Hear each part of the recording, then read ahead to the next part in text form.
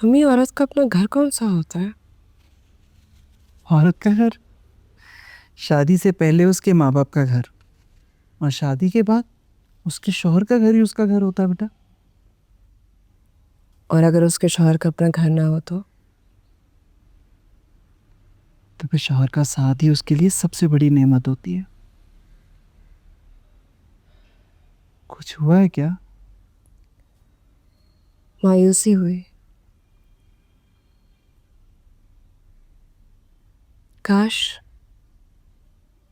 ये मामू का नहीं, अब्बा का दिया हुआ घर होता। बेटा, सबके नसीब में सब कुछ नहीं होता।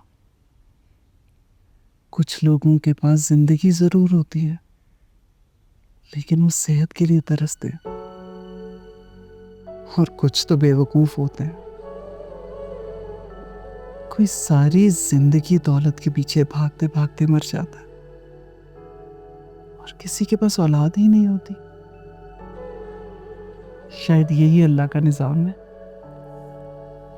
अम्मी, आपको पता है रजा का अपना घर नहीं है, उसके भाई का है। भाई ने भी भाभी के नाम किया है। यानी मैं अपने शौहर के नहीं, उसकी भाभी के घर में रहती हूँ। तो बेटा, ये बात तो रजा के भाई ने हमें शादी से पहले बता दी थी कि रजा उनके साथ रहता है। मलिका, इसमें इतनी घबराने वाली कौन सी बात है?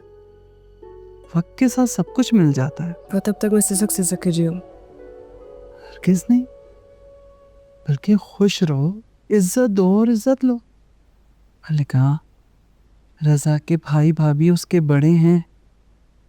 कभी उनके साथ बदतमीजी करके उनका दिल मत खराब करना। कामयाब औरत वो नहीं होती जो अपनी ख्वाहिशें पूरी करने के लिए अपने रिश्तों का ही गला घोंटे। तो फिर मैं क्या करूँ? सब्र।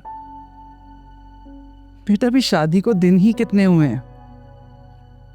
एक तो तुम लड़कियों का यही बहुत बड़ा मसला है। इतने अरमान से जाकर शादी करती हो कि बाद में यही अरमान जिंदगी की राह में आसेब बनकर डराते हैं। नहीं, मेरा भी दिल चाहता है मेरा अपना घर हो जहाँ मेरी मर्जी चले।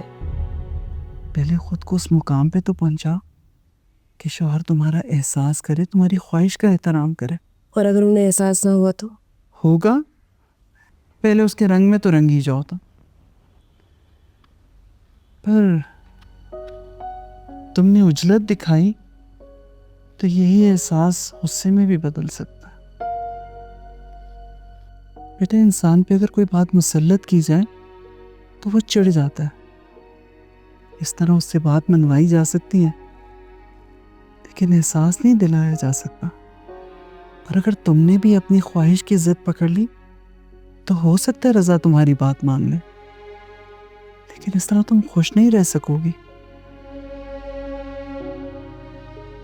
और यही जिद बाद में तुम्हें खून भी थकवा सकती है। इसलिए बेटा, थोड़ा सब्र, बर्दाश्त और अतात